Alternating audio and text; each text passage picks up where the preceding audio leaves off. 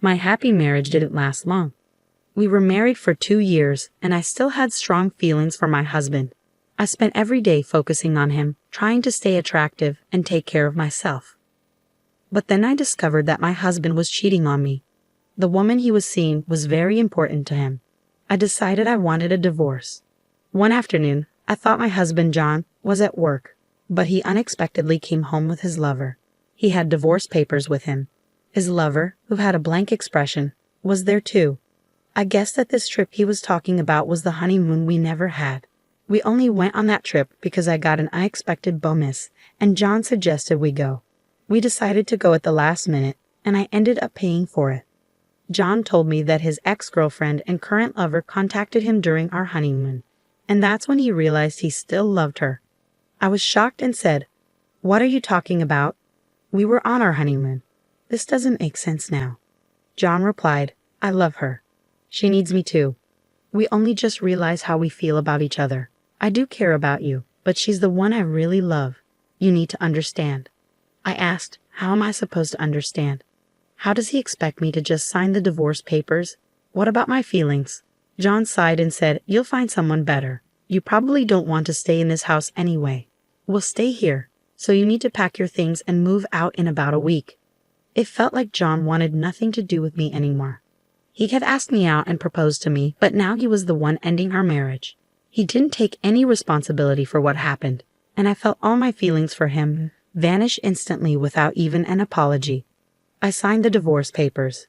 John and his lover then left the house, telling me to be out by next week. I felt like my insides were freezing. It all happened so suddenly that I didn't even cry. Instead of feeling betrayed, I felt deceived, which made me feel sorry for myself and my situation. The next day, I asked a friend to help me pack up and move back to my parents' house. Since I'm a nurse and John didn't earn much, I paid most of our living expenses. Even though I was shocked by the affair and the divorce, not having to pay rent anymore felt like a small benefit in this situation. I made plans for where I would live next and started packing my things again to leave my parents' house. Kathy, John's ex, came to my mom's house. It was raining outside, so I let her in. My mom looked at me with sympathy. I wondered, what could my ex-husband want now? He said, "I'm not the love of his life." I wondered if John was here to ask me to come back or if he wanted money. I felt bad for assuming, but given how much he spent and complained about money while we were married, it made sense to think that might be the reason. Maybe he left something behind. I decided to go to the living room to hear what he wanted. "What do you want?" my father asked angrily, but John remained calm as he replied, "I'd like to talk to your daughter." It took a lot of nerve for him to stay so calm. "What do you want?" "I'm busy," I said. When I opened the door, I was stunned to see John's lover, or rather his new wife, sitting next to him as if she had every right to be there. "Why is she here? This is my parents' house. What are you thinking?" I asked. No one should bring their new partner to the house where their ex grew up, and it felt incredibly insulting. "Calm down," John says, and his attitude just makes me more disgusted. The woman with him remains silent again. "Can't you just get this over with quickly?" I ask, probably sounding more irritated than I intended. John looks serious. "This is important. We haven't talked about dividing our things yet. I'm here to get my share." I think to myself, so it's money, just as I thought. John looks pleased. "Yes, that's right. I had a feeling he would come soon, so I was prepared." I take out my purse and give him 30 cents. "Here, this is your share." "What?"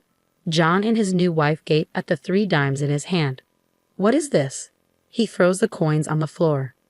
His new wife suddenly speaks up. "Are you kidding? This isn't property. Stop messing around." They're both furious. "That's all the savings we have left," I calmly explain. John must have expected more. He sneers at me and says, "What are you talking about? There's more. I know you had $200,000. Give me my share of 100,000. He waves his hands around, and his wife nods along. I'm shocked and just stare at him. "You're the one who wanted this over quickly. So if you want the money, hand it to me." John starts screaming and throwing things around the house. He's completely different from the man I knew.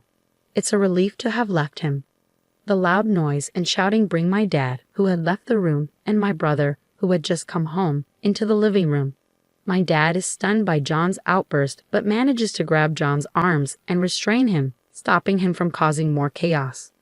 I quickly explain the situation to my brother, who is a lawyer and understands what's happening because he knows about the divorce.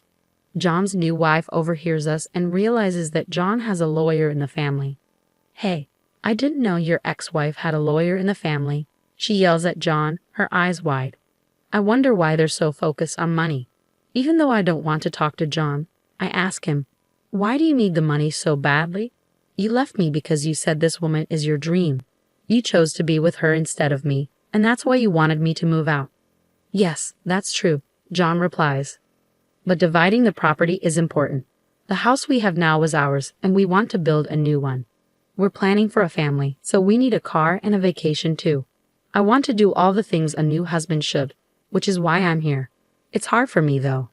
Every reason he gives seems so selfish. "Okay," I say. "So you didn't want to come here. I don't want you here either. You don't seem to understand how terrible your actions were, so you don't seem sorry at all. I financially supported our marriage. Giving you my share is the least you can do to acknowledge what you've put me through." "Supported you financially?" John scoffs. What did he just say? Did he say I supported him? Maybe I heard wrong. John never wanted to work. He would come home as soon as he could to play online games and would take days off whenever he didn't feel like working, using up all his paid leave while pretending to be sick. John never intended to earn more money and took full advantage of the fact that I was a well-paid nurse. I covered all our living expenses. He would occasionally hand me $100 when he felt like it, but honestly, it felt like he was just an unemployed boyfriend living in my apartment without contributing. John never did any of the housework. Maybe if he had at least acknowledged my hard work, I could understand better, but I'm deeply disappointed by his unreasonable claim that I financially supported our marriage. I was the one paying all the living expenses. How can you say that? Based on what you just said, you should actually give me back the 30 cents I just gave you. What are you talking about? You really don't understand anything, do you? John's new wife interrupts. I'm sure you were excited when you heard about my savings, but I have some bad news for you, I say calmly, as John and his wife glare at me. At this point, my brother speaks up for me. Excuse me, I'm Henry Thompson, and I'm a lawyer. Let me clarify things for my sister. Only the savings made during the marriage are divided as property. Any money saved before the marriage remains the personal property of the individual. My sister saved up the $200,000 before the marriage, so it's her own money and can't be divided with you. The only amount left in your share account is 60 cents, so your share is half of that, which is 30 cents. There's no point in arguing about this. It seems my sister was saving for your future, but I believe you've spent it all on the woman sitting next to you. Henry speaks calmly, and John and his wife look shocked. John tries to respond. What my brother just said was as Catherine's brother, but now let me speak as her attorney. My client is requesting compensation from you. Why haven't you made this payment yet? I had requested compensation, I explain, but John only paid part of it. I was wondering why the rest wasn't paid, which is why I had my brother step in. My actual lawyer is his colleague, but since we didn't expect John to show up today, Henry is representing my lawyer. With Henry's intense gaze, John and his wife fall silent. You were asking for a share despite being the one who had the affair and caused the divorce. It doesn't make sense for you to ask for anything. It looks like you've already spent the money my sister had saved up for both of you. My sister's request is that you return the full amount you owe her and pay the compensation. That's impossible. John's new wife protests. Honey, let's stop this. We can't push this any further. John stands up and kicks the table while his wife tries to hold him back. When Henry mentions going to court, John seems to give up and starts speaking the truth. John admits, after the divorce, I lost my job, and since my wife is unemployed too, we started borrowing money. Now we're in so much debt that we can't pay the compensation. When we were trying to find a way to earn money, we remembered your savings and thought you might give us half if we talked about dividing the property. I'm stunned and speechless as they completely change their attitude and beg for my help. My brother, standing next to me, shakes his head to signal that I shouldn't listen to them. I have no sympathy for their situation and tell them they still need to pay back the compensation and my savings. I then ask my brother and father to show them out. The last few hours have felt like a storm. My mom returns to the room with a sigh of relief and starts cleaning up. My dad, furious, says what a terrible man John is and helps her. My brother rubs my back and says, "You did nothing wrong. What you did today and the divorce were both right. You should be confident." He adds that we need to ensure they pay the compensation and immediately calls his colleague. "All of us at the law firm are on your side," he says. I'm exhausted. I say, "Mom, you did an amazing job. How about we all go out for steak tonight to lift our spirits?" I collapse into my mom's arms and hug her. My dad and brother agree to the plan, so we have a wonderful dinner together that night. Later, with help from my brother, his colleague, and the law firm, I get back the compensation and my used savings.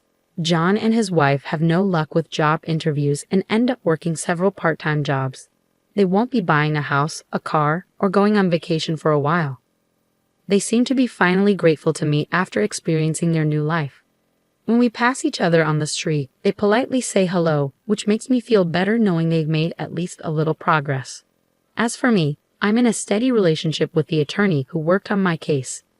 Henry is thrilled and says this man is perfect for me. 1 year after the divorce, I'm planning to introduce my new boyfriend to my parents soon. I'm sure they'll be very happy for me. I feel this way because when my ex-husband talked about his love of his life, I didn't really understand it. But now, I believe this new man might just be the love of my life.